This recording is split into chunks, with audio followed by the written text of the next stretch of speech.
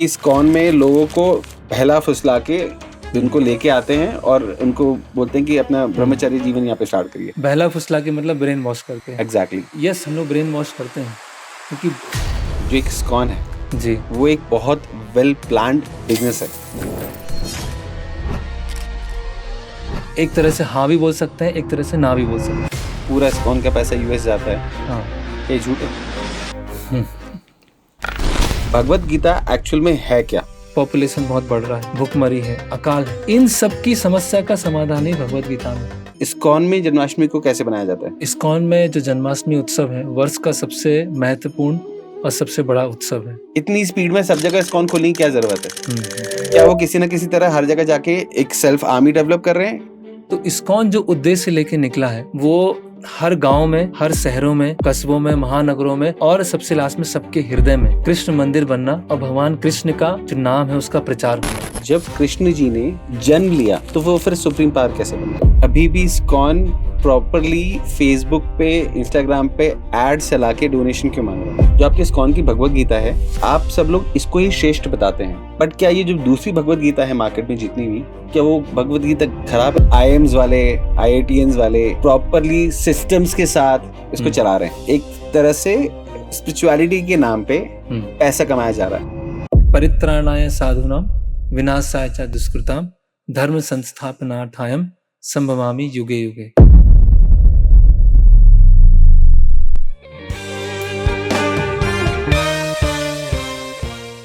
तो प्रभु जी, आपकी आकाश गुप्ता से लेके अच्युत कृष्ण दास की जो जर्नी है वो कैसे स्टार्ट हुई? हरे कृष्णा। हरे कृष्णा। तो बचपन में मुझे बहुत सारे प्रश्न उठते थे। जब हम प्रकृति को देखते हैं, सूर्य है, चंद्रमा है, तारे हैं, उन सबको देखते हैं तो मन में एक जिज्ञासा होती है, क्या ये पूरा सिस्टम अपने आप चल रहा है या इसके पीछे कोई कारण हो सकता है, कोई क्रिएटर हो सकते हैं। और अल्टीमेटली अगर सब कुछ चल रहा है तो इसका पर्पस क्या है। तो बेसिकली दो प्रश्न मेरे मन में उठे कि एक तो ये बनाया किसने है, और बनाया है तो कुछ पर्पस से बनाया होगा। तो लेकिन इसका मुझे उत्तर नहीं मिल पा रहा था। और जैसे जब मैं स्कूल और कॉलेज के प्रारंभिक दिनों में था तो धीरे धीरे शिक्षा के द्वारा और जो जैसा संघ था उसके द्वारा एक तरह का नास्तिकता की तरफ बढ़ता गया। या तो वो प्रश्न दब जाते हैं या उनके लिए समय नहीं होता है, या प्रश्नों के जो उत्तर भी मिलते हैं वो भी इतने संतुष्टि प्रदान करने वाले नहीं होते हैं। फिर मैं 2006 में मैंने बड़ोदरा मेडिकल कॉलेज में as a MBBS student join किया।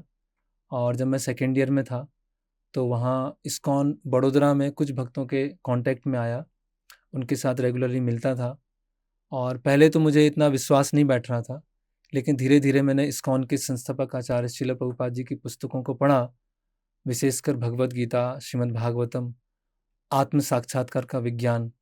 तो वो पढ़ने के बाद मुझे जो बचपन में प्रश्न सताते थे कि सृष्टि क्यों बनी है, इसके पीछे पर्पस क्या है, अगर हमको मनुष्य जीवन मिला है तो क्या जस्ट जैसे सब कुछ कर रहे हैं एक रैट रेस चल रही है उस तरह से चलता रहेगा या कुछ अलग पर्पस है, तो सारे उत्तर मुझे मिलना चालू हो गए। तो मेरा धीरे धीरे कन्विक्शन बढ़ा और 2012 में MBBS कंप्लीट करते समय मैंने पूरी श्रील प्रभुपाद जी की पुस्तकें पढ़ ली थी। और मैंने MBBS ज्वाइन इसीलिए भी किया था क्योंकि समाज का एक स्तर पे हित कर सकूं, कल्याण कर सकूं। लेकिन भगवत गीता और शास्त्रों के माध्यम से मैंने समझा कि अगर हमें सेवा करना है तो सेवा का आधार क्या होना चाहिए। पहले हमें उन व्यक्तियों की वास्तविक समस्या को समझना होगा। जब हम समस्या को समझ पाएंगे तब उसके प्रॉपर ट्रीटमेंट को समझ पाएंगे। तो मुझे भगवत गीता वो मिली और 2013 में मैंने फुल टाइम ब्रह्मचारी इस्कॉन में ज्वाइन किया। और कई वर्षों से मैं युवा प्रचार में था, लगभग 2020-21 तक। और 2020 से मैं इस्कॉन भोपाल का भी एज ए टेम्पल प्रेसिडेंट सेवा कर रहा हूँ जी। और ये जो नाम है अच्युत कृष्ण दास, तो पहले आकाश गुप्ता था जी। वो एक ये बहुत टिपिकल नेम है ये वाला आपका। जी वो भौतिक नाम था और माता पिता के द्वारा प्रदान किया हुआ था। तो जब हमारी दीक्षा होती है, दीक्षा मतलब दूसरा जन्म होता है जी। पहला जन्म होता है माता पिता के द्वारा जी। और दूसरा जन्म होता है गुरु और शास्त्रों के द्वारा। जी। गुरु हमारे आध्यात्मिक पिता हैं और शास्त्र हमारी माता है, वेद माता। तो गुरु हमको नाम प्रदान करते हैं, आध्यात्मिक नाम, अच्युत कृष्णदास। अच्युत जो है एक कृष्ण का नाम है, भगवत गीता के प्रारंभ में आता है, तो अच्युत कृष्ण है उनका, मैं दास हूँ। अभी जैसे आपने अपनी स्टोरी बताई बहुत सारांश में कि आप कैसे आप एक स्टूडेंट लाइफ से इस्कॉन लाइफ तक आप पहुंचे। जी। जब ये चीजें हुई तो आपके घर वालों ने इसका विरोध नहीं किया? क्योंकि जनरली हमने ये बोला जाता है, मतलब मैंने कुछ वीडियोस देखे जी। जिसमें कुछ लोगों ने क्लैरिफिकेशन भी दिए हाँ, कि हाँ। इस्कॉन में लोगों को बहला फुसला के उनको हुँ, लेके आते हैं और उनको बोलते हैं कि अपना हुँ, ब्रह्मचर्य जीवन यहाँ पे स्टार्ट करिए। हुँ। तो क्या सच है? बहला फुसला के मतलब ब्रेन वॉश करके, एग्जैक्टली। ये तो ये नई बात नहीं है। हम्म। श्रील प्रभुपाद जब अमेरिका में प्रचार कर रहे थे, तो इस्कॉन के लिए कोर्ट केस फाइल हुआ था अमेरिका में कि इस्कॉन जो है यूथ्स का ब्रेन वॉश करता है। तो प्रभुपाद जी से पूछा गया कि क्या हमारा आंदोलन ब्रेन वॉश करता है? तो प्रभुपाद जी ने अलग-अलग समय पे आंसर दिया कि ब्रेन वॉश करने के लिए पहले ब्रेन होना चाहिए, तब तो हम वॉश करेंगे। तो ये ब्रेन गिविंग मूवमेंट है, पहला ये है। और दूसरा कि यस हम लोग ब्रेन वॉश करते हैं, क्योंकि ब्रेन में इतना सारा गंदगी भरा हुआ है, पहले उसको अच्छे से हटाएँगे, साफ़ करेंगे, उसके बाद हम प्रॉपर नॉलेज डालेंगे। तो पहला आपका क्वेश्चन ये था कि माता-पिता ने विरोध किया क्या? तो धीरे-धीरे मैं अपने पेरेंट्स को भी इस्कॉन से इंट्रोड्यूस कर रहा था, वो भी चीज़ों को समझ रहे थे। और इस्कॉन संस्था में कोई भी चीज़ ऐसा नहीं है कि थोपी जाती है। आप भगवत गीता पढ़िए, चैंटिंग कीजिए, प्रसाद लीजिए, भक्तों का संग कीजिए, आप खुद समझिए। खुद एक थॉटफुल पर्सन बनिए, इंडिपेंडेंटली थॉटफुल। शास्त्रों के अनुसार आप देखना चालू कीजिए। तो ऐसा नहीं है कि कुछ बहला-फुसला के या कुछ कभी-कभी ऐसा सुनने में आता है कि प्रसाद में कुछ मिला दिया जाता है, जिससे दिमाग व्यक्ति का खराब हो जाता है। तो माता-पिता धीरे-धीरे जुड़ने लगे, उन्होंने भी पढ़ा, भक्तों का संग लिया और सपोर्टिव। और कुछ शुरू में कुछ तकलीफ़ हुई उनको, जैसे हम देखते हैं कि कोई आर्मी में एडमिशन लेता है और बाद में देश की रक्षा करने के लिए अपने परिवार को एक तरह से छोड़कर वहाँ पे जाता है, तो उनके परिवार को बहुत गर्व होता है, पड़ोसियों को गर्व होता है कि सब अपने परिवार के लिए, एक कुटुंब के लिए तो करते हैं, लेकिन देश के लिए करने गए हैं तो एक गर्व की भावना होती है। तो उसी तरह से अ, ये जो भगवत गीता का संदेश है वासुदेव कुटुंबकम, पूरा संसार ही अभी फैमिली हो गया है, पूरा संसार ही परिवार हो गया है।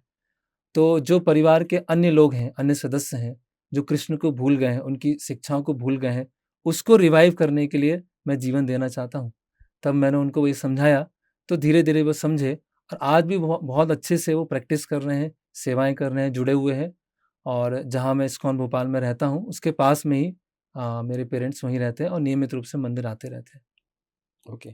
बट ऐसा नहीं होता कि जैसे आर्मी में छुट्टियां मिल जाती हैं कि भाई परिवार के पास जाके थोड़े दिन रह लो, वैसे आप लोग नहीं रह सकते? इज इट लाइक जी, तो दैट? उसमें क्या है कि जैसे हम प्राचीन काल में देखते हैं कि कोई घर छोड़ता था, तो वो हिमालय चला गया, अब वो जीवन में दोबारा मिलेगा, नहीं मिलेगा पता नहीं है।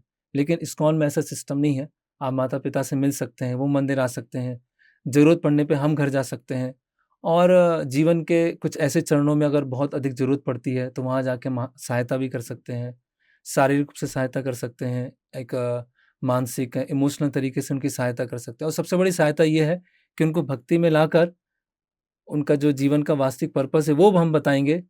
जैसे मैं आपको एक वृत्तांत बताता हूँ कि हमारा इस्कॉन चौपाटी मंदिर है मुंबई में, तो वहाँ पर एक सुदामा प्रभु हैं, तो वो 3 भाई हैं, उनमें से जो सुदामा प्रभु हैं, वो ब्रह्मचारी हैं।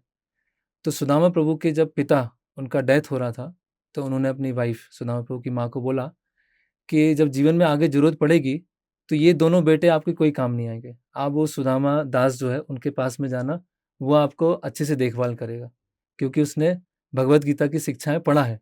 तो भगवत गीता शिक्षा पढ़ने के बाद समाज में हर स्तर पे वो ज़िम्मेदार हो जाते हैं और हर स्तर पे अच्छे से ज़िम्मेदारी निभाते हैं शास्त्रों के अनुसार। तो हम्म। इसीलिए हम घर भी जा सकते हैं, वो भी आ सकते हैं और मिलना-जुलना रहता है। ऐसा बोला जाता है कि जो एक स्कॉन है जी, वो एक बहुत वेल प्लान्ड बिजनेस है, अच्छा। हुँ, जिसको आईएम्स वाले, आईआईटीएंस वाले हुँ, प्रॉपरली सिस्टम्स के साथ इसको हुँ, चला रहे हैं। हुँ, हुँ, और एक तरह से स्पिरिचुअलिटी के नाम पे हुँ, पैसा कमाया जा रहा है, हम्म, क्या ये हम्म। सही है? तो इस क्वेश्चन के अलग अलग लेवल पे आंसर हो सकते हैं। सबसे पहले, वेल प्लान्ड सिस्टम। तो आप देखते हैं कि कोई भी ऑर्गेनाइजेशन है, आप स्कूल देखिए, कंपनियां देखिए, किसी भी सिस्टम को चलाने के लिए उसमें मैनेजमेंट, ऑर्गेनाइजेशन, प्लानिंग ये बहुत ज़रूरी है। तो भगवत गीता जो इस्कॉन है उसके 7 पर्पस, 7 पर्पस ऑफ इस्कॉन। जब इस्कॉन को इस्टेब्लिश किया गया शिला प्रभुपाद जी ने, तो उसमें बताया कि भगवत गीता की शिक्षाओं को समुदाय में सिस्टमेटिकली ऑर्गेनाइज तरीके से फैलाना। तो अभी जैसे आईआईटीएंस हैं, आईएम्स से पास आउट हैं, या डॉक्टर्स हैं, इंजीनियर्स हैं, तो अभी ये जो ब्रेन है, जो एक समाज की क्रीम है या टॉप ब्रेन है, वो कहीं ना कहीं तो ब्रेन यूज होने वाला है ना। या तो पैसे बनाने में यूज होगा, या कहीं कहीं तो टेररिज्म को बढ़ाने में यूज हो रहा है ना। कहीं कहीं देश को बढ़ाने में यूज हो देश रहा को बढ़ाने में यूज हो रहा है। तो स्पिरिचुअल एजुकेशन को अच्छी तरह से वेल प्लानिंग तरीके से कैसे फैलाया जाए, उसके लिए ब्रेन चाहिए। जैसे भगवत गीता भगवान ने किसको सुनाया? अर्जुन को सुनाया। अर्जुन एक समाज के लीडर हैं, क्षत्रिय हैं। भगवत गीता को उससे पहले सूर्यदेव को सुनाया गया, जो कि पूरे प्लानेट के क्या हैं? राजा हैं। तो भगवत गीता एक्चुअली लीडर्स के लिए है, पहले लीडर्स के लिए। अगर लीडर्स समझेंगे तो सबऑर्डिनेट भी अपने आप समझेंगे। तो इस्कॉन में ऐसा देखा जाता है कि जो एजुकेटेड लोग हैं वो जुड़ते हैं और प्रॉपर प्लानिंग करके भगवत गीता को स्प्रेड करते हैं। तो उसकी ज़रूरत है, उसकी आवश्यकता है। आप अभी किसी स्कूल में जाके अगर बोलेंगे, पूछेंगे कि आप फिजिक्स, केमिस्ट्री, बायोलॉजी को बहुत सिस्टमेटिक तरीके से, वेल प्लानिंग तरीके से उसको स्प्रेड कर रहे हैं, इसकी क्या आवश्यकता है? तो उसकी आवश्यकता है, वो बहुत ऑब्वियस है कि अगर आपको वर्ल्ड वाइड मूवमेंट करना है तो उसमें एक मैनेजमेंट स्ट्रक्चर होगा, उसमें ऑर्गेनाइजेशन होगी, उसमें सारे सिस्टम होंगे। लेकिन उसका पर्पस हमें समझना चाहिए। उसका पर्पस क्या है? Spiritual social welfare. इसीलिए प्लानिंग की आवश्यकता है। और दूसरा, क्या ये बिजनेस है? तो एक तरह से हाँ भी बोल सकते हैं, एक तरह से ना भी बोल सकते हैं। बिजनेस किस तरह से है ये? कि जो भी चैरिटी से लक्ष्मी आ रहा है, पैसा आ रहा है, वो लक्ष्मी नारायण की सेवा में लग रहा है। पर बोलते हैं कि इस्कॉन वाले कुछ भी लेखा जोखा शेयर नहीं करते किसी के साथ कभी भी। अगर ऐसा कहीं से आपको प्रश्न आया है, तो कम से कम वो हमारे इस्कॉन भोपाल आ सकते हैं। उनको हम पूरा अकाउंट्स दिखा देंगे। और अगर उनको और डाउट है तो हम उनको मुंबई भी ले चल सकते हैं। वहाँ पूरा अकाउंट्स हम उनको बैलेंस शीट दिखा सकते हैं कि कितना पैसा आया है, कहाँ पे गया है, कहाँ से एक्सपेंस हुआ है। तो ये जो बोला जाता है कि जो पूरा इस्कॉन का पैसा यूएस जाता है, हाँ, क्या ये झूठ है? हाँ, एक तरह से झूठ है। और अगर इस्कॉन का पैसा इतने वर्षों से यूएस जा रहा है, तो क्या हमारी भारत की सरकार चुपचाप बैठी रहेगी 50 साल से, और वो कुछ केस फाइल नहीं करेगी, कोई कार्रवाई नहीं करेगी? कि इतने सारे देशवासियों को पता है, या इतने लोगों को पता है कि इस्कॉन का पैसा बाहर जा रहा है, और जो हमारा फाइनेंस डिपार्टमेंट है गवर्नमेंट का, वो चुपचाप बैठा हुआ है कि कुछ नहीं हो रहा है। तो इसीलिए ये इस तरह से लूज़ कमेंट्स या आती रहती हैं। तो अगर किसी को समझना है सिंसियरली, तो इस्कॉन मंदिर आए, वहाँ हमको सब कुछ बताएँगे। तो अगर मैं मानूं कि इस्कॉन के पास बहुत पैसा है, तो अभी भी इस्कॉन प्रॉपरली फेसबुक पे, इंस्टाग्राम पे एड चला के डोनेशन क्यों मांग रहा है? अभी मैंने एक रिसेंटली में एड देख रहा था जो कि इस्कॉन द्वारका का है, जी, और उस द्वारका मंदिर के लिए प्रॉपरली फेसबुक पे सिस्टमैटिकली एड्स रन हो रहे हैं और जी, उसमें डोनेशन मांगा जा रहा है। जी। तो एक्चुअली इस्कॉन का जो मैनेजमेंट है, शिला प्रभुपाद जी ने डिसेंट्रलाइज़ रखा है, लोकल मैनेजमेंट रखा है। जैसे इस्कॉन भोपाल है, तो यहाँ आने वाले समय में मंदिर बनेगा। तो उस मंदिर के लिए जो पैसा है वो बाहर से नहीं आएगा। बाहर से मतलब ना तो भोपाल के बाहर से आएगा, ना इंडिया के बाहर से आएगा। जो भोपाल वासी होंगे, जो मंदिर से जुड़े होंगे, जो इंस्पायर्ड होंगे, वो मंदिर निर्माण के लिए पैसा देंगे। तो जहाँ भी अलग-अलग मंदिर बने हैं, वो पैसा कहाँ से आया है? वो लोकली आया है, या वहाँ की शिक्षाएँ से वो इंस्पायर्ड हुए हैं। मायापुर, बॉम्बे और वृंदावन, ये जो 3 प्रोजेक्ट हैं वो इंटरनेशनल प्रोजेक्ट हैं। उसके लिए पैसा सभी जगह से आता है, चाहे वो भारत में हो, चाहे भारत से बाहर हो। अभी आपने बताया इस्कॉन द्वारिका, जी। ठीक है? इस्कॉन द्वारिका दिल्ली का जो द्वारका वो है, हाँ, वहाँ का बोल रहा हूँ। तो मेजॉरिटी जो पैसा वहाँ पर भी आएगा, वहाँ के जो प्रीचर्स हैं, उनसे जो इंस्पायर्ड हैं, वो उसमें दान देंगे, वो उसमें सहयोग करेंगे। जो द्वारिका मंदिर से इंस्पायर्ड होंगे, वो उसमें देंगे। और कुछ-कुछ इंटरनेट के माध्यम से अभी अलग-अलग टूल्स हैं, उस टूल का यूज़ करके डोनेशन कलेक्शन किया जाता है। लेकिन पर्पज़ ये नहीं कि डोनेशन कलेक्शन करके बस हो गया, उसके साथ में शिक्षाओं को भी प्रदान किया जाता है। तो एक डिसेंट्रलाइज़ मैनेजमेंट है, लोकल मैनेजमेंट है, लोकल जो जनता होती है उनके माध्यम से ही मंदिर का निर्माण होता है। कुछ इंटरनेशनल प्रोजेक्ट हैं जिनका पैसा हर जगह से आता है। और इस इंटरनेट, यूट्यूब को यूज़ करके कुछ जगह से जो पैसा आता है, लेकिन को केवल पैसा ही नहीं लेते हैं, उसके साथ में उनको शिक्षाएँ भी देते हैं, मंदिर से प्रॉपर्ली जोड़ते हैं। ये जो सारे प्रश्न मैं पूछ रहा हूँ, ये एज़ अ लेमैन बहुत सारे लोगों के डाउट रहते हैं, जी, बिल्कुल। इसलिए मैं सारे क्वेश्चन उठा रहा हूँ ये। हाँ, ये मेरा कोई भी ऐसा कोई इंटेंट नहीं है कि मैं जी। एंटी इस्कॉन कुछ बोलना चाहता हूँ। जी। बट ये जब हमने 2 दिन 3 दिन रिसर्च करी इस टॉपिक के ऊपर जी, बहुत ज़्यादा, तब हमारे सामने ये क्वेश्चन्स आए कि बहुत सारे लोगों के पास ऐसी-ऐसी भ्रांतियाँ फैली हुई हैं। जी, जैसे कि अभी आपने बताया कि हम सेल्फ स्पॉन्सर्ड रहते हैं मंदिर जी। के लिए के। बट अभी अगर आप देखा जाए तो लोगों का एक और बड़ा क्वेश्चन है कि बहुत सारे मंदिर हैं इंडिया में, हुँ, वो इतना स्पीडली नहीं फैल रहे हैं, बट इस्कॉन अगर मैं हिस्ट्री देखूँ, तो इस्कॉन बहुत स्पीडली हुँ। पूरे इंडिया में फैलता जा रहा है। जी। तो लोगों का एक क्वेश्चन ये भी बहुत बड़ा आता है कि कैसे फैल रहा है? इस्कॉन को इतनी ज़रूरत क्या है फैलाने की? हुँ। इतनी स्पीड में सब जगह इस्कॉन खोलने की क्या ज़रूरत है? हुँ। क्या वो किसी न किसी तरह हर जगह जाके एक अपना एक सेल्फ आर्मी डेवलप कर रहे हैं? एक क्या हुँ, कैप्चरिंग कर रहे हैं? क्या हुँ, इंटेंट क्या है यहाँ पे हुँ। इस्कॉन का? तो इसके लिए हमें इस्कॉन के जो रूट है वहाँ जाना होगा। बेसिकली जो इस्कॉन शिल प्रभुपाद जी से पूछा गया कि इस्कॉन की स्थापना कब हुई है? इस्कॉन संस्था किससे बिलॉन्ग करती है? तो शिल प्रभुपाद जी ने बताया है कि इस्कॉन को स्टार्ट किया है भगवान श्री चैतन्य महाप्रभु ने 500 साल पहले। तो चैतन्य महाप्रभु का ये भविष्यवाणी है, पृथ्वी ते जत आदि नगर आदि ग्राम सर्वत्र प्रचार हुए मोर नाम। कि भगवान श्री कृष्ण का जो नाम है, सभी गांव, शहरों, कस्बों हर जगह फैलेगा। तो इस्कॉन जो उद्देश्य लेके निकला है, वो हर गांव में, हर शहरों में, कस्बों में, महानगरों में और सबसे लास्ट में सबके हृदय में कृष्ण मंदिर बनना और भगवान कृष्ण का जो नाम है उसका प्रचार होना। तो इस्कॉन एक क्या है, प्रीचिंग मूवमेंट है, एक मिशनरी मूवमेंट है। क्या मिशन है कि लोग जो अलग-अलग स्तर पर दुखी हैं, परेशान हैं, सोशली, मेंटली, फिजिकली, एनवायरमेंटली, बहुत सारी अलग-अलग तरह की समस्याएं, आध्यात्मिक, आदि भौतिक क्लेश हैं। तो इन समस्याओं से कैसे निकला जाए और उनको रियल ब्लिस कैसे मिले, वास्तविक आनंद कैसे प्राप्त हो। और जो वास्तविक आनंद प्राप्त करने की पद्धति है वो है भक्ति योग, इसको मैं आपको और आगे एक्सप्लेन कर जी, सकता हूँ। जी। तो इस्कॉन ये पर्पस लेके निकला है। तो आप देखिए, ये जो तेजी से प्रचार होना है और स्टैब्लिश करना है, तो बहुत सारी अलग-अलग कंपनी है, कोका कोला कंपनी है, अलग-अलग ब्रांड होते हैं, वो भी बहुत तेजी से फैलते हैं।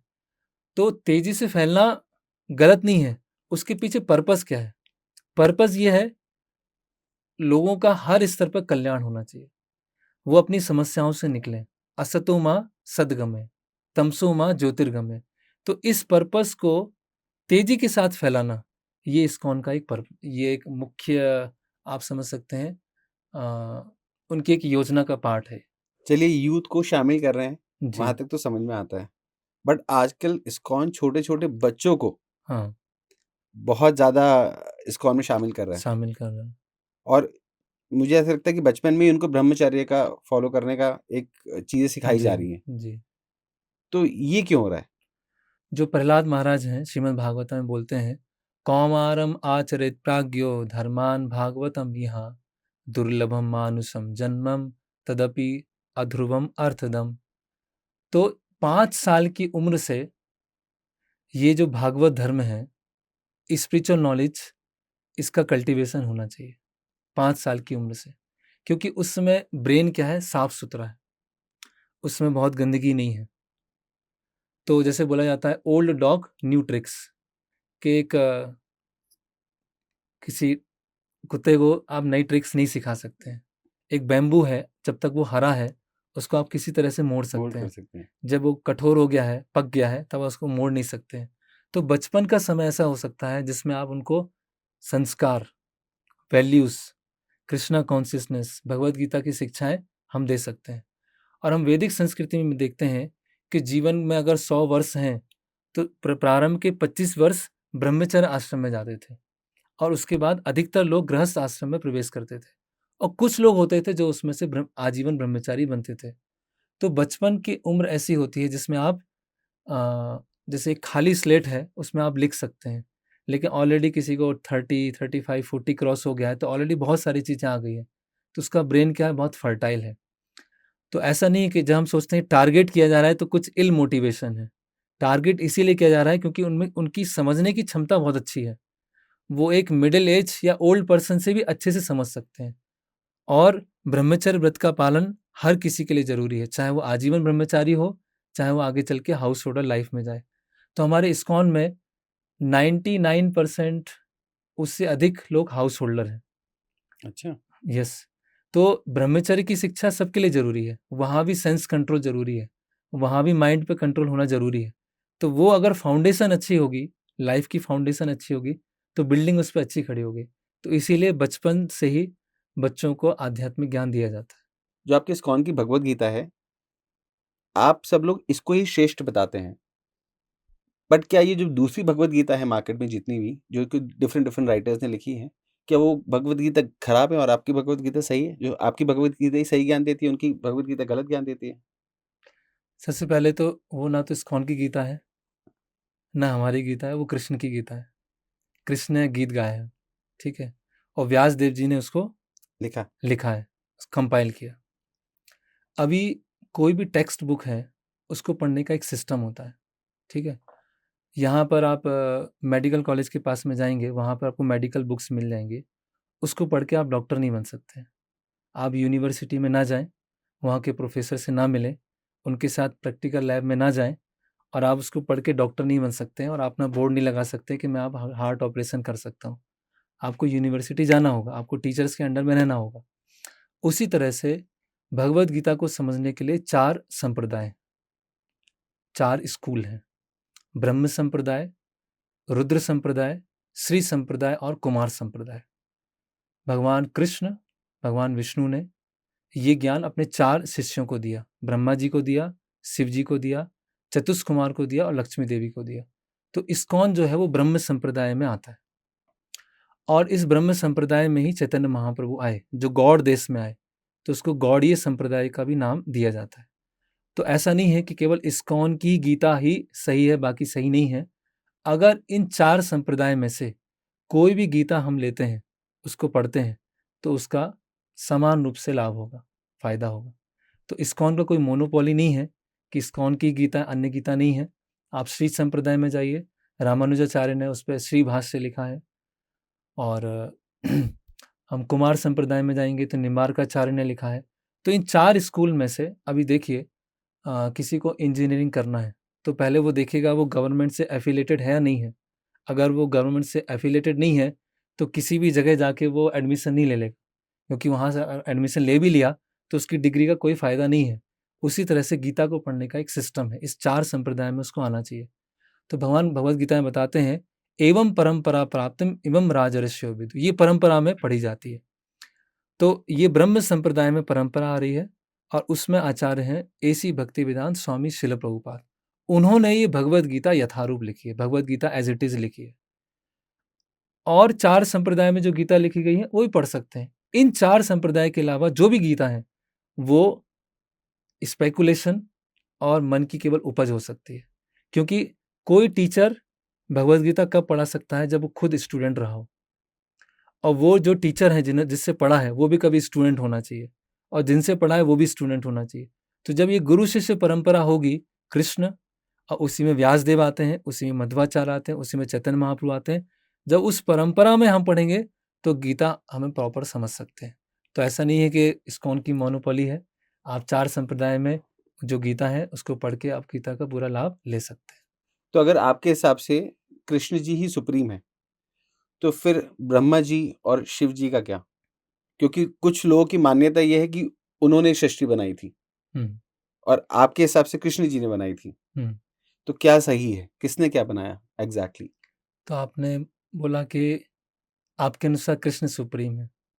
तो मैं मेरे हिसाब अगर से नहीं, इस्कॉन के हिसाब से। हाँ, इस्कॉन के हिसाब से। जी, तो अगर मैं आपसे क्वेश्चन करूँ कि आपके हिसाब से भारत के प्राइम मिनिस्टर कौन हैं?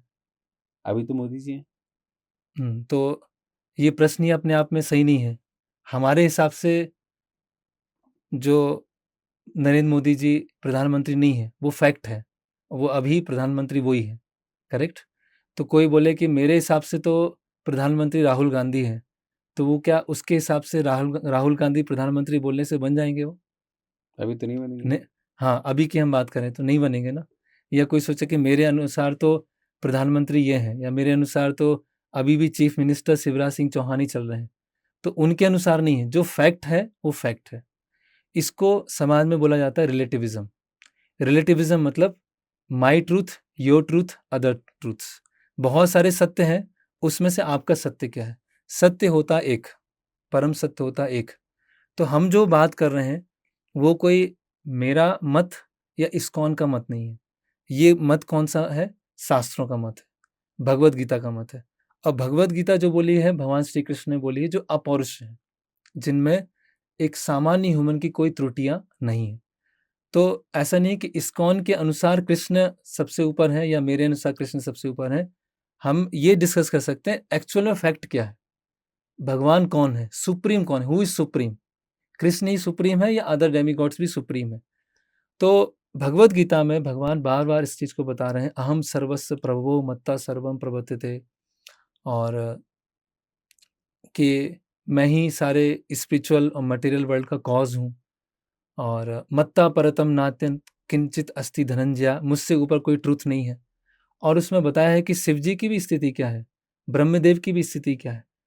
तो जैसे प्राइम मिनिस्टर हैं, एक प्राइम मिनिस्टर अपने सभी कैबिनेट मंत्री के साथ में होते हैं, पूरा उनका कैबिनेट होता है ना? एजुकेशनल मिनिस्टर होंगे, हेल्थ मिनिस्टर होंगे, विदेश मंत्री होंगे, अलग-अलग मंत्री होते हैं, जिसके द्वारा वो पूरा अपना मैनेजमेंट गवर्नमेंट को देखते हैं।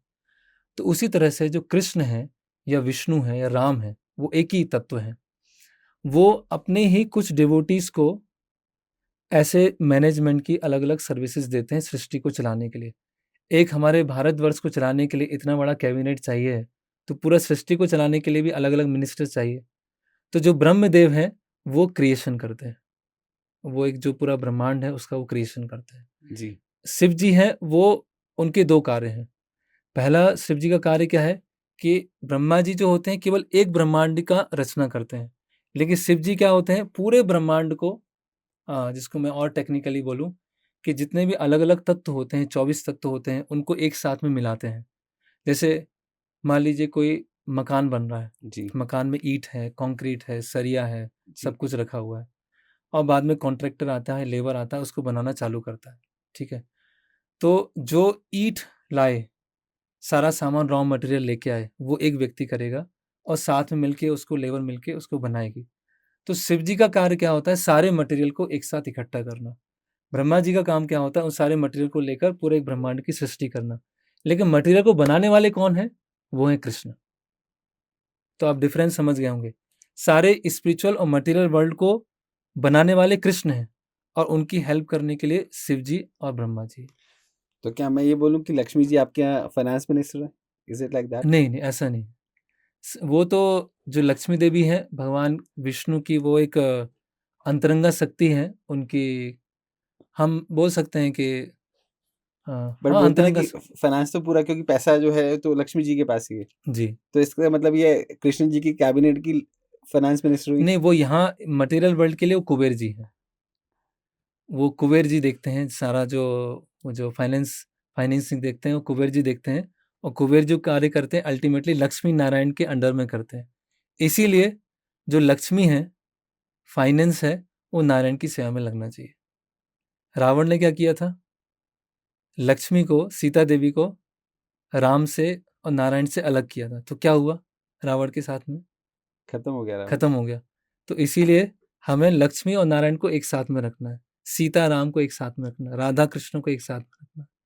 तो अब पहले क्वेश्चन पे आते हैं। तो भगवान श्री कृष्ण ने, भगवान विष्णु ने पूरी सृष्टि को चलाने के लिए वरुण देव हैं, इंद्रदेव हैं, कुबेर हैं, अलग अलग देवी देवताओं को नियुक्त किया है जिससे सृष्टि प्रॉपरली चलती रहे। और शिव जी की स्थिति क्या बहुत विशेष है। वैष्णवा नाम यथा शंभु, भगवान के भक्तों में सबसे श्रेष्ठ भक्त कौन है? शिव जी है। शिव जी के एक कार्य सृष्टि में भी है, और जब लास्ट में सृष्टि का प्रलय करना होता है, नष्ट करना होता है, उस समय भी शिव जी आते हैं, तांडव करते हैं। और जो कृष्ण के पास, भगवान राम के पास जाना चाहता है, उसकी शिव जी बहुत हेल्प करते हैं। स्वयं शिव जी नाम लेते हैं, राम नाम लेते हैं।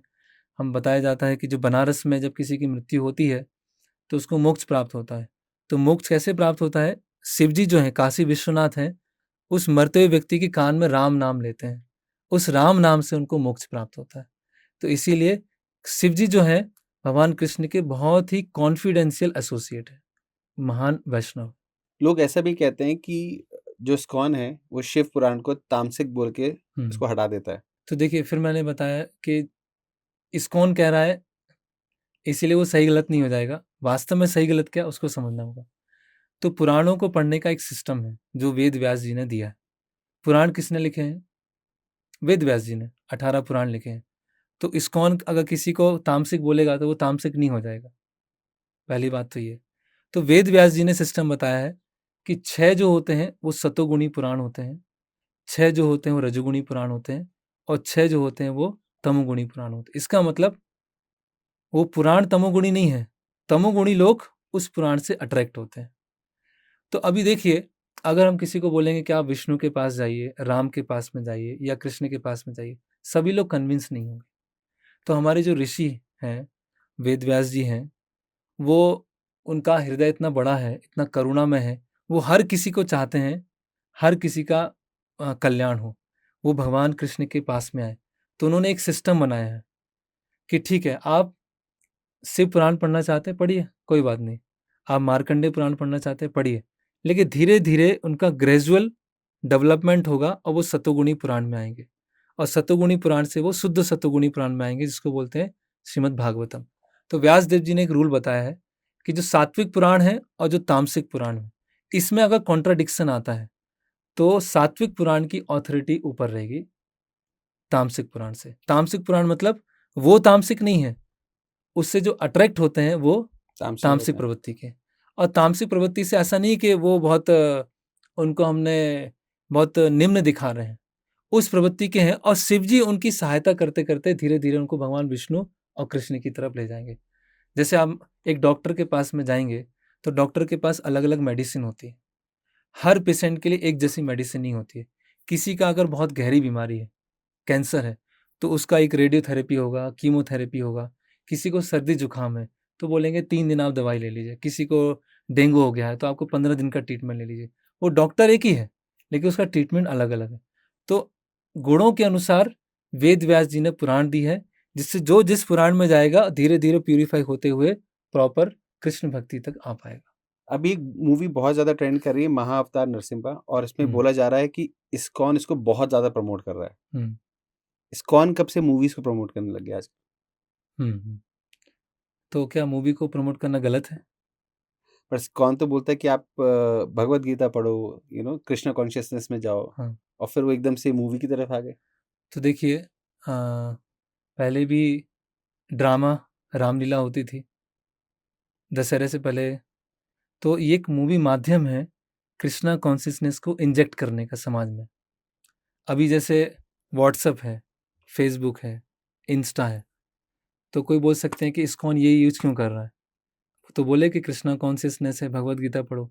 लेकिन उसी को वो प्रभुपाद बोलते थे old wine in new bottle, कि भगवद गीता की शिक्षा को आप व्हाट्सएप के थ्रू उनको बताएँगे। तो लोगों का अभी इंटरेस्ट कहाँ है? मूवी देखने में। तो ठीक है, मूवी किस पे बनेगी? भगवान की शिक्षाओं पे, भगवान नरसिम्हा की शिक्षाओं पे बनेगी।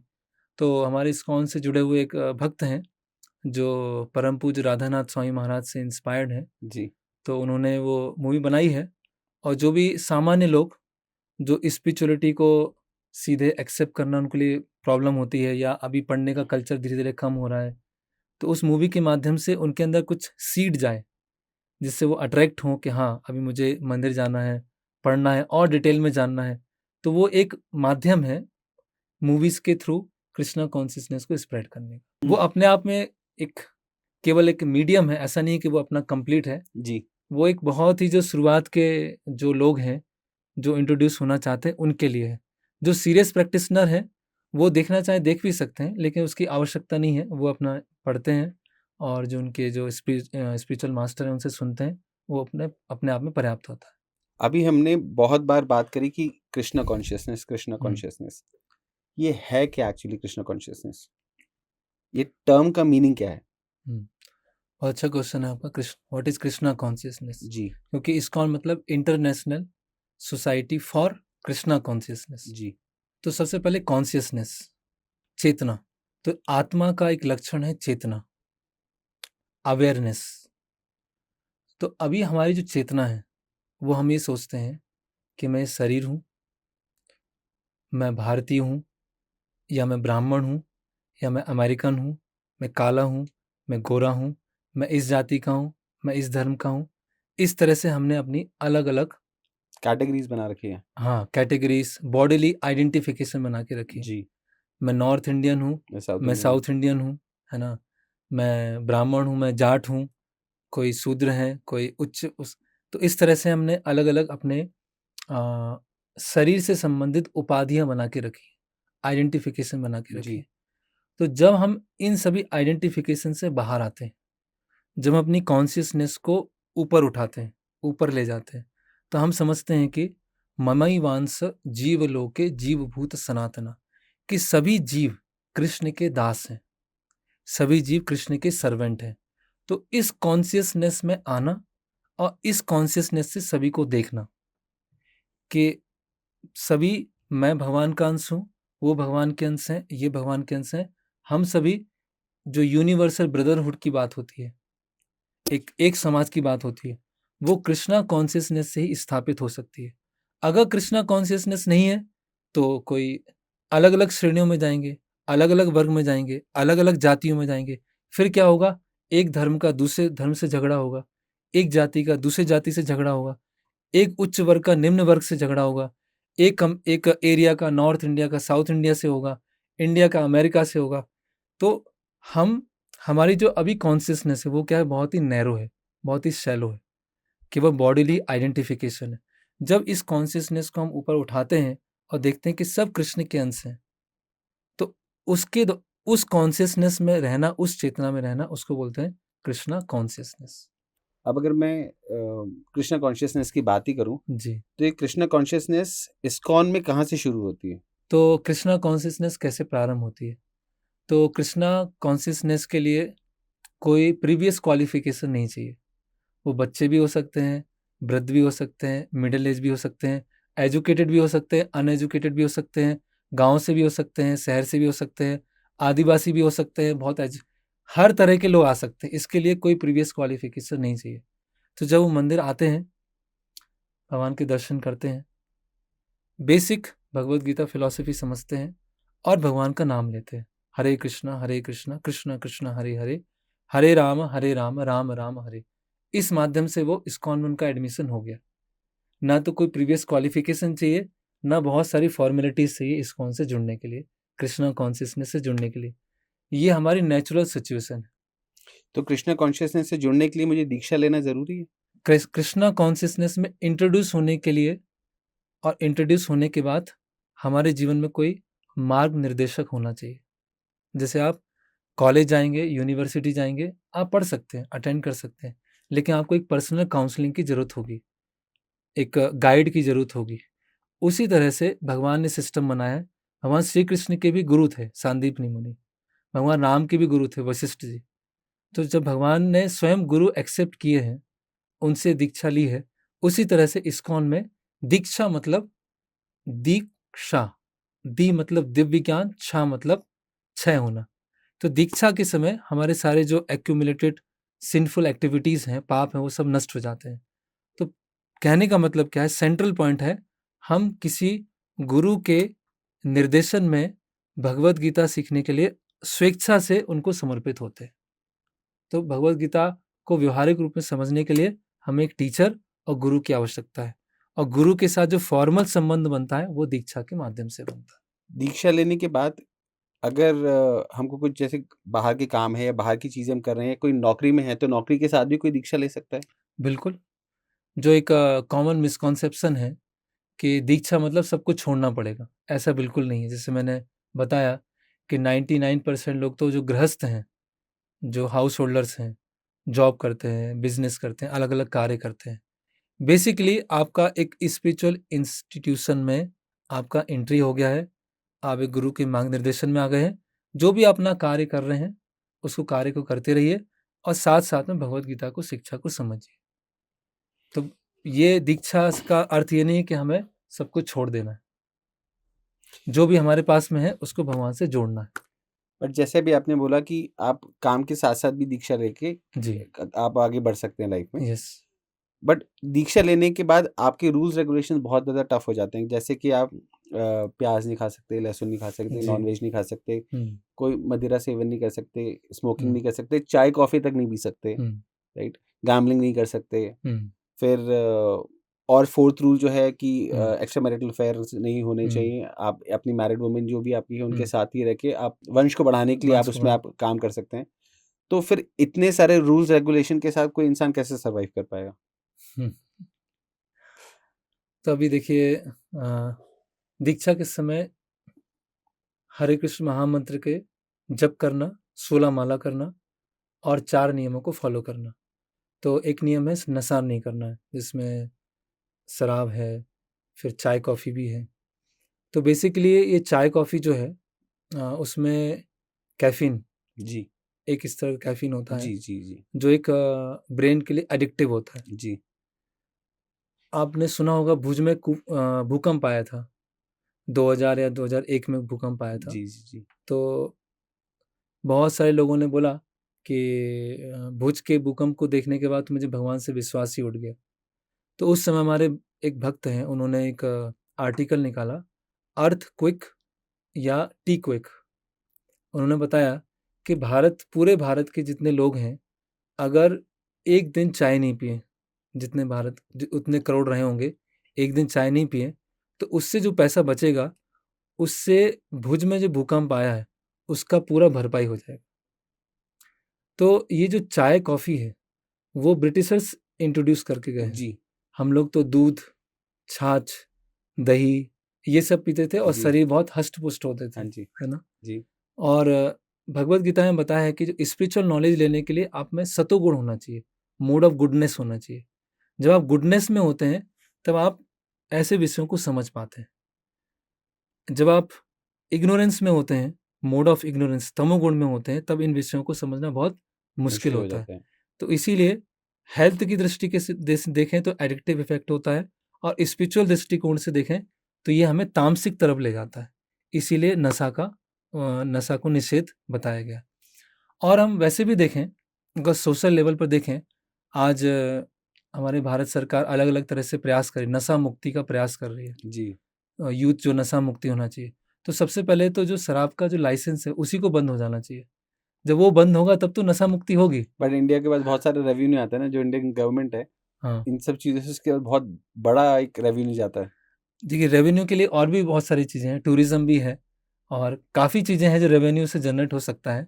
तो अगर हमको रेवेन्यू भी चाहिए है और साथ में नशा मुक्ति भी चाहिए है, तो वो कैसे होगा? यस, मैं ऐसा उसको ब्लंटली नहीं बोलना चाह रहा कि उसको बैठ के चिंतन करना चाहिए कि जब इतनी बड़ी समस्या आ रही है नशा मुक्ति, और यहाँ पर हम हर जगह हर कोने पर एक शराब की दुकान है, तो कैसे हम एक्सपेक्ट कर सकते हैं कि नशा मुक्ति भी हो जाएगा और शराब की दुकानों के लिए लाइसेंस भी हो जाएगा। आप देखिए, जब कोविड के बाद में मार्केट जब खुला था, तो सबसे अधिक भीड़ जो थी, वो कहाँ थी? शराब की दुकानों पे थी। तो देख सकते हैं कि लोगों का जो सोचने का स्तर है, कार्य करने का स्तर, वो कहाँ पे पहुँच चुका है। तो ये जो 4 नियम इस्कॉन में हैं, जो बताए जाते हैं, वो कम से कम हम एक बेसिक ह्यूमन लेवल पे आएँ, कम से कम उस स्तर पे आएँ। उसके बाद एक साफ दिमाग से एक गुडनेस में आकर भक्ति को, कृष्णा कॉन्शियसनेस को समझने का प्रयास करें। अब जैसे मीट ईटिंग है, जी, ठीक है? जी, मैं खुद एमबीबीएस में था, जी, तो हमें बहुत स्पष्ट रूप से पढ़ाया गया था एक वेजिटेरियन डाइट के क्या बेनिफिट्स होते हैं और नॉन वेजिटेरियन डाइट के क्या बेनिफिट्स होते हैं। तो उसमें बहुत सारी ऐसी चीज़ थी कि जो नॉन वेजिटेरियन डाइट हैं, जो एनिमल्स लेते हैं, उनका जो पीएच होता है, स्टमक का जो पीएच होता है बहुत हाई, बहुत एसिडिक होना चाहिए। हमारा इतना एसिडिक नहीं होता है। हमारी जो लार्ज और स्मॉल इंटेस्टाइन होती है बहुत छोटी होती है, लेकिन पशुओं की बहुत बड़ी होती है, और उसके कारण बहुत सारे शरीर में समस्याएं भी आती, ब्रेन, हार्ट, और ये जो डायबिटीज़ है या कार्डियोवास्कुलर प्रॉब्लम्स है, ये बहुत सारी चीज़ें बढ़ रही हैं। उसका एक बहुत बड़ा कारण है कि नॉन वेजिटेरियन डाइट। आपको उसको प्रोटीन मिल जाएगा, लेकिन प्रोटीन यहाँ दाल से ही मिल सकता है, या राजमा से ही मिल सकता है, चने से ही मिल सकता है। कि वह प्रोटीन के लिए हम किसी पशुओं को मारेंगे, तो वो भी तो एक हिंसा है ना। बिल्कुल है। वो भी हम दूसरों को मार रहे हैं। हमारे पास क्या अधिकार है कि हम दूसरों को मारें? तो एक एथिकली भी सही नहीं है, और हेल्थ पर्पज से भी ठीक नहीं है, और स्पिरिचुअली तो वो और वो जब पशु भी मर रहा है तो तड़प के मर रहा है, तो आपको जी दुआएं देके तो नहीं जा रहा होगा वो। जी, यस, करेक्ट। तो जब अगर आप ऐसा खाना खा रहे हैं, हम्म, तो वो जो नेगेटिविटी उस समय थी, जब यस। उसे में जब भी उसको दिख रहा था कि हाँ मैं हम्म, मरने वाला हूँ, जी कहीं ना कहीं वो सारे इमोशंस भी तो आपकी बॉडी में आ ही रहे हैं। जी। और मैं एक बहुत अच्छा एक पढ़ रहा था, तो उसमें लिखा था कि आज की तारीख में सक्सेसफुल होना हम्म, बहुत ज्यादा इजी है।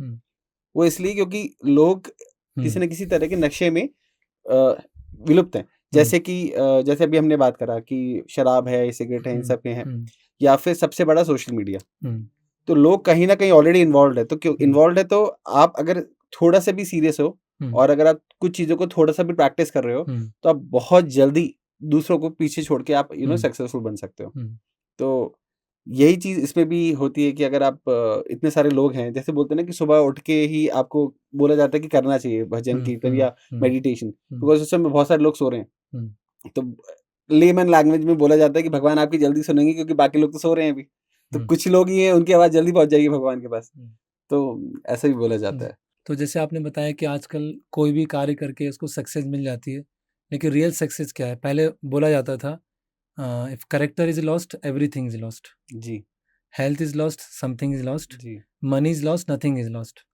अभी पूरा उल्टा हो गया है। चेंज हो मनी गया इज है। Lost, everything is lost. और character is lost, nothing is lost. तो सक्सेस, पहले सक्सेस क्या था कि स्पॉटलेस करेक्टर होना चाहिए। अभी सक्सेस क्या है कि पैसा कितना है। तो नशा करके या नशीली चीज़ों को हम उसका मार्केटिंग करके अगर सक्सेस ला रहे हैं, तो वो रियल सेंस में सक्सेस नहीं है। ह्यूमन, इसीलिए हमें हर चीज़ को डिफाइन करना होगा, हर चीज़ को परिभाषित करना होगा कि सक्सेस क्या है, प्रोग्रेस क्या है, एडवांसमेंट क्या है। तो फिर हम भगवत गीता को अच्छे से हम समझ पाएंगे। ठीक है। इसीलिए ये नियम है, नशा नहीं करना, जुआ नहीं खेलना, ये नियम इसीलिए है क्योंकि हमें रियल सक्सेस की तरफ पहुंचना है। हम जो चैंट करते हैं हरे कृष्णा हरे रामा, जी जी ये बोला जाता है कि अगर हम सिर्फ़ यही चैंटिंग करते रहते हैं पूरे दिन, जी। जभी भी हमें समय मिलता है। समय मिलता है। जी, तो इसी से चैंट करके हम कृष्ण के पास, कृष्ण के को उनकी छवि प्राप्त कर सकते हैं। जी तो क्या इस सिर्फ़ हरे कृष्ण हरे रामा बोलने से चीज़ें मिल जाती हैं इतनी ईज़िली? जी। तो सबसे पहले हरे कृष्ण महामंत्र को अच्छे से जप करना बहुत ईज़ी नहीं है, ईज़ी है लेकिन इतना भी ईज़ी नहीं है। तो हम पूरे दिन हरे कृष्ण महामंत्र जप नहीं कर सकते हैं। तो हरे कृष्ण महामंत्र करने से क्या होता है, जैसे एक काँच है, उसके ऊपर धूल है, तो जब धूल को हम धीरे-धीरे हटाते हैं, तो काँच की जो ओरिजिनैलिटी है वो बाहर आती है। तो उसी तरह से हमारे हृदय पर बहुत सारे अलग-अलग डस्ट जमा हुई है। लस्ट है, एंगर, ग्रीड, एनवियसनेस, है ना? धोखा देने की प्रवृत्ति, ये सब बहुत जमा है। तो जब भगवान श्री कृष्ण का हम नाम लेते हैं, तो धीरे-धीरे हमारी डस्ट, हृदय से डस्ट है वो निकलती है। जैसे आप रूम साफ करेंगे, तो अगर आप डस्ट में रहने की आदत हो गई है, तो हमें लगेगा कि अच्छा है। लेकिन जैसे-जैसे वो क्लीन करेंगे, और क्लीन होने के बाद कैसा लगेगा? बहुत ही सूदिंग लगेगा, बहुत अच्छा लगेगा। जी, तो हृदय को क्लीन करना है, ये नाम का एक मेडिसिन की तरह है। साथ-साथ में प्रसाद लेना है, भगवान को ऑफ़र करके कृष्ण प्रसाद लेना है। और जो डॉक्टर हैं हमारे गुरु, तो गुरु, प्रसाद, मंत्र जप, नियमों का पालन, और जो अपना स्वकर्म है, जो अपना स्ववृत्ति के अनुसार कर रहे हैं, उसको करते-करते हमें परफेक्शन प्राप्त हो जाएगा, और कृष्ण जो हमें प्राप्त होंगे। तो भगवान का नाम, उनके उपदेश, गुरु का शिक्षा, ये पूरा एक पैकेज है। तो एक नॉर्मल इंसान के लिए एक्चुअली इस्कॉन है क्या? तो एक नॉर्मल इंसान सभी के लिए इस्कॉन ये है कि सब खुश होना चाहते हैं, सुखी होना चाहते हैं, लेकिन जो खुश और सुखी होने का प्रयास कर रहे हैं उसमें कहीं ना कहीं वो दुखी होते हैं, असफलताएं आती हैं, फ्रस्ट्रेट हो जाते हैं, डिप्रेशन में चले जाते हैं। तो वास्तविक सुख और जो वास्तविक आनंद है वो जब कब प्राप्त होगा? जैसे मेरा ये हाथ है, जी हाथ की एक उंगली जो है जी अगर ये कट हो जाती है और ये नीचे गिर जाती है, ठीक है, तो उस उंगली का कुछ यूज नहीं होगा जब तक वो उंगली शरीर के साथ में है। तो जब तक हम भगवान से अलग हैं और सुखी होने का प्रयास कर रहे हैं तो कभी हम सुखी नहीं हो पाएंगे। लेकिन जब भक्ति योग के माध्यम से भगवान से हम जुड़ते हैं तो वास्तव में हम सुख हो पाएंगे। तो एक आम जनता के लिए क्या है? Chant Hare Krishna and be happy. आप भगवान से जुड़िए, भगवान का नाम लीजिए और प्रसन्न रहिए। ये बोला जाता है कि किसी भी मंत्र को या किसी भी मंत्र का उच्चारण करने से पहले आपको उसके बारे में मालूम होना चाहिए, किसी गुरु हाँ। के द्वारा उस मंत्र को दिया होना चाहिए, और अगर उस मंत्र का जप करने से कोई दुष्परिणाम होता है तो गुरु रहे आपको बचाने के लिए। हम्म। तो क्या हरे कृष्णा हरे रामा जो आपका मंत्र है, ये जो कोई भी आपका उसको मंत्र है, जप इसको कर कोई भी सकता है, बोल सकता है, इसको कोई कोई भी भी जप जप कर कर सकता सकता है? है। यस, बिल्कुल कोई भी जप कर सकते हैं। जैसे मैंने बताया है कि किसी भी प्रीवियस उसका बैकग्राउंड क्या है कोई भी कर सकते हैं।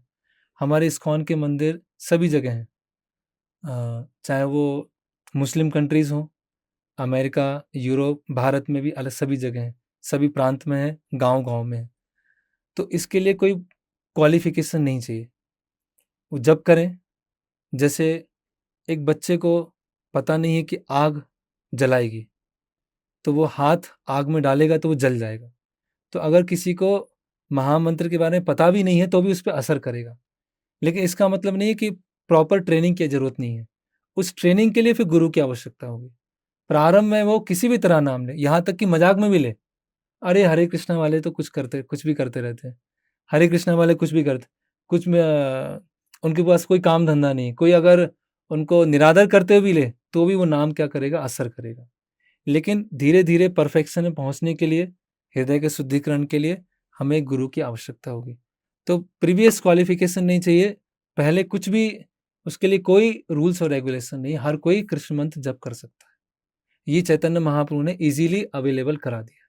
अभी तक हमने जितनी भी इस्कॉन के ऊपर बात करी, हमने बहुत सारे मिथ्स बस्ट करें कि लोग क्या-क्या इस्कॉन के बारे में सोचते हैं, क्या-क्या भ्रांतियाँ हैं समाज में इस्कॉन को लेके, क्या-क्या गलतफ़हमियाँ हैं इस्कॉन को लेके, इसलिए सारे क्वेश्चन हमने इसमें इन्वॉल्व करे। जी अब इस्कॉन का जो सबसे बड़ा पार्ट है भगवद गीता। जी जी। भगवद गीता एक्चुअल में है क्या? भगवत मतलब भगवान, गीता मतलब गीत, सॉन्ग ऑफ गॉड। ये कृष्ण का एक गीत है।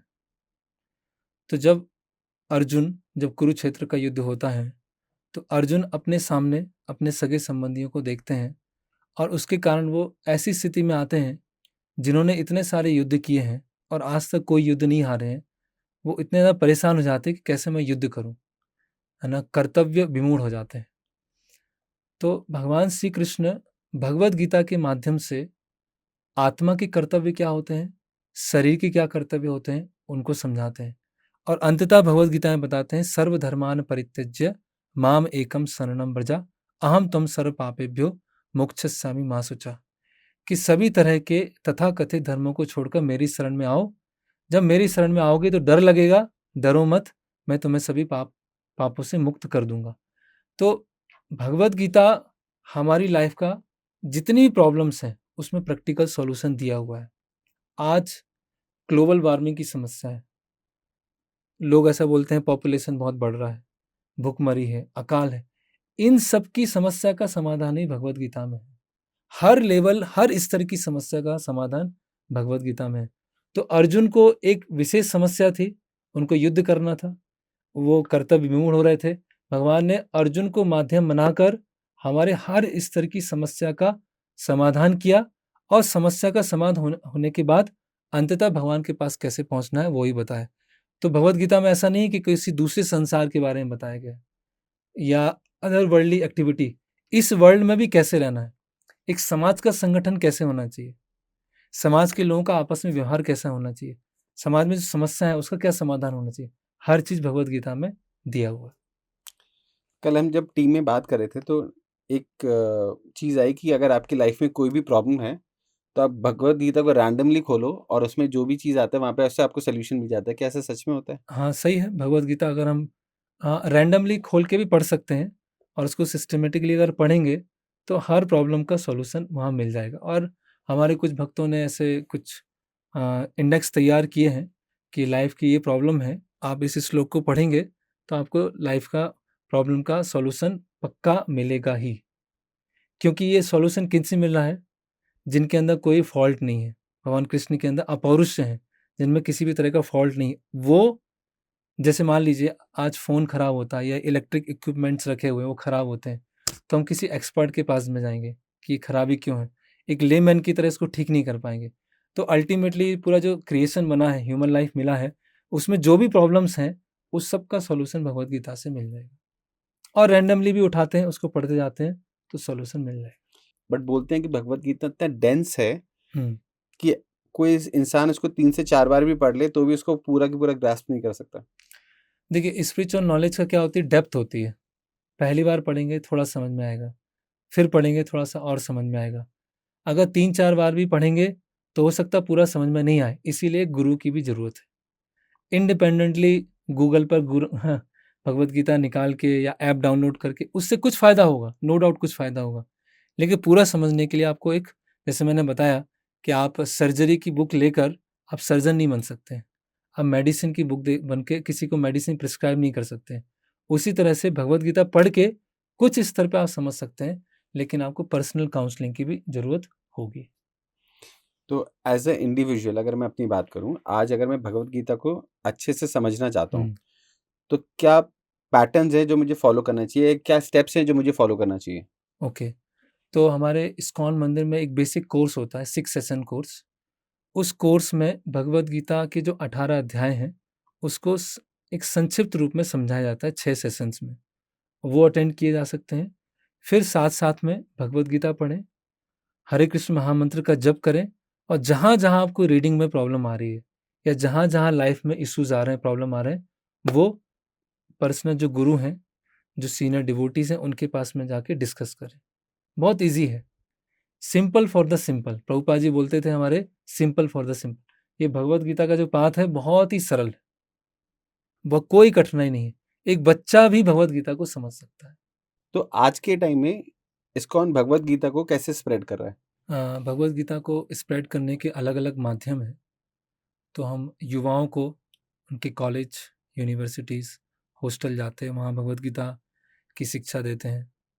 हमारे मंदिर में जो लोग आते हैं, उनको भगवत गीता वितरित करते हैं। जेल में जाते हैं, यहाँ तक कि कुछ शहर में ऐसे एरियाज़ हैं जहाँ पे लोगों के पास इतना धन लक्ष्मी नहीं है, उनके पास ही भगवत गीता का वितरण करते हैं।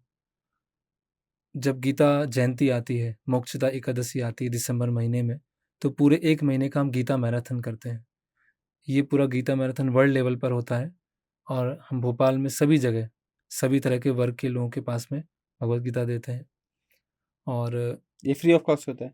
नहीं, ये इसमें कुछ स्पॉन्सर भी होती है जी, और कुछ ऐसे दान डिस्काउंट रेट पर होती जी, अच्छा, ओके। है। जी। और स्कूल में हम जाते हैं, स्कूल में जो उनके असेंबली का टाइम होता है, उस समय भी भगवत गीता का वितरण किया जाता है। भगवत गीता को स्प्रेड करने के लिए हम अपने मंदिर में अलग-अलग उत्सव मनाते हैं, जिसमें से एक बहुत महत्वपूर्ण उत्सव, वर्ष का सबसे बड़ा उत्सव श्री कृष्ण जन्माष्टमी अभी आने वाला है। जी, उसमें काफ़ी लोग आते हैं, उनको भी हम भगवत गीता की शिक्षाओं से इंट्रोड्यूस करते हैं, भगवत गीता का वितरण करते हैं। तो इस्कॉन में जन्माष्टमी को कैसे मनाया जाता है? जी। तो इस्कॉन में जो जन्माष्टमी उत्सव है, वर्ष का सबसे महत्वपूर्ण और सबसे बड़ा उत्सव है, क्योंकि कृष्ण सबसे महत्वपूर्ण है, जी, कृष्ण सबसे परम है, जी, पूर्ण पुरुषोत्तम भगवान है। तो इस्कॉन में हम करीब 3 महीने पहले से इसकी तैयारियाँ चालू कर देते हैं और जैसे मैंने आपको बताया कि इस्कॉन एक डिसेंट्रलाइज़्ड इंस्टीट्यूशन है, तो जो भी जन्माष्टमी मनाई जाती है, उसके लिए जो भी लक्ष्मी आती है, धन आती है, वो लोकल भोपाल वासियों के द्वारा ही आती है, उनके द्वारा ही मनाया जा उन्हीं के द्वारा इकट्ठा होता है। बड़े स्तर पर जैसे इस बार एक्सपेक्टेड है कि 80,000 लोगों के आने की संभावना है, तो उसके लिए प्रसाद बनाया जाएगा। प्रसाद बनाने वाले हमारे भक्त होंगे। विग्रहों का बहुत सुंदर श्रृंगार होगा। मंदिर कक्ष को बहुत अच्छे से सजाया जाएगा। काफ़ी बड़ा पंडाल है जिसमें नाट्य प्रस्तुति होगी। महाभारत की शिक्षाओं के आधार पर शांति दूत श्री कृष्ण उनके ऊपर ड्रामा है। बच्चों का भी एक छोटा सा ड्रामा रहेगा। तो पूरे भोपाल वासी अधिक से अधिक लोग मंदिर आएँ, कीर्तन सुने, भगवान के दर्शन करें, प्रसाद लें, भगवद गीता की शिक्षाओं को सुने, महाअभिषेकम देखें। ये हमारा प्रयोजन होता है कि लोग कृष्ण भक्ति की तरफ थोड़ा आकर्षित हों, कृष्ण भक्ति, कृष्ण शिक्षाओं की तरफ आकर्षित हो। तो ये हमारे श्री कृष्ण जन्माष्टमी मनाने का एक बहुत महत्वपूर्ण केंद्र बिंदु होता है। और उत्सव में कैसा माहौल होता है, सब बहुत प्रसन्न होते हैं, आनंदित होते हैं। जैसे जन्माष्टमी आ रही है, जी। बहुत सारे पर लोग ऐसे होते हैं जो कि इस्कॉन टेम्पल उस समय नहीं आ पाते हैं। जी, जी। तो एक सही तरीका जन्माष्टमी को सेलिब्रेट करने का क्या है? जी, जी। कैसे इंसान घर पे उसको जो पूजा करना है, क्या-क्या चीज़ उसको करनी चाहिए? कैसे जी। घर पे बहुत इफ़ेक्टिवली जन्माष्टमी को सेलिब्रेट कर सकता है वो? जो इस्कॉन मंदिर नहीं आ पा रहे हैं, घर जी। में जन्माष्टमी करने के लिए जी। उनके पास एक पिक्चर होना चाहिए, कृष्ण जी की प्रतिमा होनी प्रतिमा चाहिए। होन या तो प्रतिमा होना चाहिए। एक्चुअली जो प्रतिमा होती है, विग्रह होते हैं, उसमें बहुत सारे नियम होते हैं। वो एक सामान्य घर में पालन कर पाना बहुत मुश्किल होता है। तो घर को अच्छे से सजाएँ और भगवान को के लिए नैवेद्य बनाएँ, भोग बनाएँ, उसको अर्पण करें। कुछ साथ में बैठ के भगवद गीता के कुछ अध्यायों का उच्चारण कर सकते हैं, या कोई आप इस्कॉन मंदिर में किन्हीं वक्ता ने प्रवचन दिया हो, उसको आप चला सकते हैं और परिवार के बीच में फिर साथ में प्रसाद लें। और मुख्यतः कैसे मैं जैसे हम अपना बर्थडे मनाते हैं, तो बर्थडे में क्या होते हैं, हम बहुत सेल्फ कॉन्शियस होते हैं जी। और सब हम सेंटर ऑफ अट्रैक्शन हम होते हैं। लेकिन जन्माष्टमी में कौन है सेंटर ऑफ अट्रैक्शन, कौन है? कृष्ण कृष्ण जी। है। तो कृष्ण जब हमारे जीवन के सेंटर ऑफ अट्रैक्शन होंगे, तो हमारे जो जीवन में जो परिवर्तन आएगा, वो बहुत बड़ा परिवर्तन आएगा। हम जी। वास्तविक सुख की तरफ, वास्तविक शांति की तरफ आगे बढ़ेंगे। भगवद गीता की शिक्षाओं से हम जुड़ेंगे। तो इस तरह से घर को सजाएँ, भगवान के लिए भोग बनाएँ, अच्छे से डेकोरेशन करें, साथ में बैठ के भगवद गीता का पाठ करें और अगर समय निकाल पाएँ तो इस्कॉन मंदिर ज़रूर आएँ। जन्माष्टमी के दिन ऐसे कोई स्पेसिफिक मंत्र होते हैं जिनका उच्चारण करना चाहिए हमें? तो जन्माष्टमी के दिन अगर उनको हरे कृष्ण महामंत्र के बारे में पढ़ा है, तो उसको वो जप कर सकते हैं, सामूहिक रूप से कर सकते हैं, अकेले कर सकते हैं, कीर्तन कर सकते हैं, या आजकल यूट्यूब पर भगवद गीता अवेलेबल है ऑडियो, उसको वो चालू कर सकते हैं। कुछ प्रेयर्स हैं, जैसे एक ब्रह्म संहिता ग्रंथ है, जी। उस ब्रह्म संहिता के जो श्लोक हैं, उसका वो उच्चारण कर सकते हैं। हमारे इस्कॉन मंदिर में जब भगवान का अभिषेकम होता है, तो उस ब्रह्म संहिता प्रेयर्स को उसका उच्चारण किया जाता है। थोड़ा कठिन है, लेकिन अगर घर में कोई संस्कृत पढ़ सकते हैं, तो वो संस्कृत श्लोकों का रिसाइटेशन भी हो सकता है। तो कीर्तन करें, आप भगवद गीता ऑडियो प्ले कर सकते हैं और ये ब्रह्म संहिता की प्रेयर्स गा सकते हैं। अभी हमने पूरे जन्माष्टमी के ऊपर बात कर रहे हैं, जिसमें कि हम ये बहुत ग्रैंड लेवल पे पूरा सेलिब्रेशन कर रहे हैं, वो सब चीज़ें कर रहे हैं। बट यहाँ पे मेरा एक क्वेश्चन है कि जब कृष्ण जी ने जन्म लिया, हुँ, तो वो फिर सुप्रीम पावर कैसे बन गए? क्योंकि ओके। अगर सुप्रीम पावर हैं, तो उनको जन्म लेने की क्या ज़रूरत थी? जी। तो सूर्य जो है, वो कहाँ से उदय होता है? ईस्ट से? ईस्ट से। तो ईस्ट ने क्या सूर्य को जन्म दिया? नहीं, वो डायरेक्शन है। वो डायरेक्शन है। और सूर्य अस्त कहाँ पे होता है? वेस्ट में। तो वेस्ट में जाने के बाद सूर्य खत्म हो गया क्या? नहीं। तो उसी तरह से जब माता दे भगवान का जन्म कैसे होता है, मैं थोड़ा-सा आपको बताऊँगा। एक्चुअली जन्म शब्द ठीक नहीं है, कैसे अपीयर होते हैं, कैसे डिसअपीयर होते हैं। अपीयरेंस मतलब उससे पहले कहीं थे, फिर अपीयर हुए, और डिसअपीयर मतलब अभी हमारी आँखों से चले गए हैं, लेकिन दूसरी जगह वो अपीयर हुए हैं। जैसे आज सपोज़ इंडिया में शाम को 6 साढ़े 6 बजे शाम को सूर्य अस्त हो गया। इसका मतलब सूर्य क्या है? खत्म नहीं हो गया, सूर्य कहीं दूसरी जगह पहुँचा है, मिडल ईस्ट में पहुँच गया है। मिडल ईस्ट के बाद और आगे अमेरिका पहुँचा है। तो अमेरिका में दिन है, तो यहाँ पर रात है। उसी तरह से कृष्ण क्या होते हैं? प्रकट होते हैं, अप्रकट होते हैं। साधारण बालक की तरह कृष्ण का जन्म नहीं हुआ। तो जब वसुदेव और देवकी कारागार में थे, जेल में थे, तो उस समय सारे देवी देवता आते हैं और प्रार्थना करते हैं कि जो माता देवकी हैं और वसुदेव हैं वो बहुत ही प्रकाशवान दिख रहे हैं, बहुत तेजोमय दिख रहे हैं, तो ऐसा क्या है उनके अंदर? तो पता चलता है कि जो देवकी माता हैं उनके हृदय में कृष्ण आए हैं। वसुदेव के हृदय से देवकी के हृदय में जाते हैं और देवकी के हृदय से देवकी के गर्भ में आते हैं, और वही जो गर्भ में है वो चतुर्भुज विष्णु के रूप में प्रकट होते हैं। और वसुदेव और जो देवकी हैं उनसे प्रार्थना करते हैं, क्या हमारे पुत्र के रूप में आ रहे हैं, कितने भाग्यशाली हैं। तो कहीं भी आपने किसी भी मैटरनिटी होम में या किसी भी हॉस्पिटल में देखा होगा कि माता पिता, अब बच्चे का जन्म होने वाला है और माता पिता बच्चे को पहले देख रहे हैं, उनसे प्रार्थना कर रहे हैं, वो अब तो मेरे माँ जय बोलने माता। की, तो ऐसा नहीं। तो भगवान का जन्म कर्म च मे दिव्यम ये जानती तत्वतः, कि भगवान का जन्म और कर्म क्या है, दिव्य है। जैसे सूर्य है, ईस्ट से आता है, वेस्ट में चला जाता है और कहीं चला है, उसी तरह से भगवान चूज करते हैं ये मेरे माता पिता होंगे। हमने चूज नहीं किया कि मेरे माता पिता ये होंगे, हमारे जो लॉज ऑफ कर्मा है, लॉज ऑफ नेचर है, उससे माता पिता आए। लेकिन भगवान कृष्ण चूज करते हैं कि वसुदेव और देवकी मेरे माता पिता होंगे। तो कोई भी भगवान का जन्म क्या है, बहुत दिव्य है, ट्रांसीडेंटल, एक साधारण जन्म नहीं है। तो इसीलिए इस जन्माष्टमी उत्सव को सेलिब्रेट किया जाता है कि भगवान जैसे माता देवकी और वसुदेव के माध्यम से प्रकट हुए, उसी तरह से भगवान हमारे हृदय में भी प्रकट हो, समाज में शिक्षाओं के रूप में प्रकट हो। इसीलिए जन्माष्टमी उत्सव मनाने का एक कारण। मैंने जो जनरली सुना है कि कभी भी जब सोल किसी भी बॉडी में आती है हम्म, तो जो भी उसके आधे अधूरे कर्मा रहते हैं उसके हिसाब से वो अपनी सोल को हाँ, सोल जो है अपनी कब बॉडी को चूज करती है। चूज करती है, हाँ, तो फिर इधर आप बोल रहे हो कि कृष्ण जी ने इधर चूज किया, तो चूज किया। तो चूज इसीलिए किया, परित्राणाय साधुनाम विनाशाय च दुष्कृताम धर्म संस्थापनार्थायम संभवामि युगे युगे। तो भगवान जो माता देवकी और वसुदेव को चूज किया अपने मिशन को कंप्लीट करने के लिए, उनके जो डिवोटीज हैं उनको प्रोटेक्ट करने के लिए, जो डीमंस हैं उनको संहार करने के लिए और धर्म की स्थापना करने के लिए।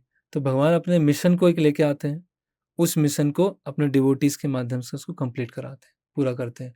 कुरुक्षेत्र का युद्ध करना था तो कुरुक्षेत्र में युद्ध में सब लोग एक साथ मिले, जरासंध को मारा, कंस को मारा, शिशुपाल को मारा। तो भगवान अपने भक्तों को प्रोटेक्ट करते हैं और असुरों को मारते हैं। तो मैंने जैसे बताया कि कृष्ण एक मिशन लेके आते हैं कि जो डिवोटीज हैं उनको प्रोटेक्ट करते हैं और डीमंस होते हैं उनको संहार करते हैं। तो ये श्री कृष्ण बुक है, लीला पुरुषोत्तम भगवान। जी इसमें 90 स्टोरीज हैं, पास टाइम्स हैं, जिसमें वृंदावन, द्वारिका, मथुरा, कुरुक्षेत्र सबके बारे में बताया गया है। तो भगवान श्री कृष्ण के बारे में एक्चुअल जानने के लिए, है ना, कोई इसमें अपना मत नहीं है, श्रीमद् भागवतम स्क्रिप्चर्स के अकॉर्डिंग इसमें बताया गया है। तो कैसे भगवान जन्म लेते हैं मैंने तो आपको बहुत शॉर्ट में बताया, कुछ मिनट में बताया है। तो इसके शुरू के 4-5 चैप्टर पढ़ेंगे तो जन्माष्टमी के दिन पढ़ सकते हैं, जन्माष्टमी के दिन इसको पढ़िए, और तो रियल कृष्ण का जन्म क्या हुआ है और कैसे हम उसको फॉलो कर सकते हैं, इससे पता अब वो चलेगा। पूरी चीज इमेजिन कर पाएंगे, समझ पाएंगे, देख पाएंगे कि एग्जैक्टली क्या क्या हुआ था, सीक्वेंस ऑफ इवेंट्स क्या क्या यस हुए थे उस यस, दिन। जी जी, कैसे घटनाएं हुई थी और किस परिस्थिति में भगवान प्रकट हुए थे, और ये हमारा जो एक रियल लाइफ से क्या कनेक्शन है वो हम समझ पाएंगे। ये बुक मुझे लगता है कि सबको एक बार जरूर पढ़नी चाहिए। मुझे, मैं भी टाइम निकाल के इसको फॉर श्योर जी जी पढ़ूंगा। तो थैंक यू सो मच प्रभु जी, आप आए, आपने जी समय निकाला और समय निकाल के आपने इतनी सारी चीजें बताई इस्कॉन को लेके। एज ए लेमन बहुत सारे लोगों को इस्कॉन के बारे में इतनी सारी चीजें नहीं मालूम, जी बहुत सारे मिसकंसेप्शंस हैं। जी तो इसलिए अगर आज भी कोई इस्कॉन से जुड़ना चाहता है तो एक बार सोचता है वो कि क्या मुझे जुड़ना चाहिए, जी क्या मेरा जुड़ना सही है, जी एथिकली सही है या नहीं है। जी तो ये चीजें प्लस जो आपने चीजें बताई कृष्ण कॉन्शियसनेस को लेके, क्योंकि मुझे लगता है कि ये भी बहुत सारे लोगों को एग्जैक्टली मालूम ही नहीं है कि कृष्ण कॉन्शियसनेस है क्या। So thank you so much for coming, thank you so much for throwing light on these topics. Thank you very much. आपको भी धन्यवाद, आपकी टीम को धन्यवाद। और बेसिकली मैं यही बताना चाहूँगा कि अगर किसी चीज़ में मिसकॉन्सेप्शन होते हैं, कंट्रोवर्सी होती है, तो उसको गहराई में समझने का प्रयास करें, वहाँ जाकर मिलने का प्रयास करें, वहाँ क्या एक्टिविटीज़ चलती हैं। तो जो मिसकॉन्सेप्शन है या मिथ्स जो बनी हुई हैं उसका स्पष्टीकरण मिल सकता है। तो इस पॉडकास्ट के माध्यम से काफ़ी कुछ क्लियर हुआ है। बिल्कुल किया हुआ है। जी, जी। हाँ। तो आपको भी धन्यवाद जी। देना चाहूँगा। हरे हरे कृष्णा। कृष्णा। हरे कृष्णा, हरे कृष्णा, कृष्ण कृष्ण हरे हरे, हरे राम, राम राम, हरे हरे। श्रील प्रभुपाद की जय। श्री गौर राधा वल्लभ भगवान की जय।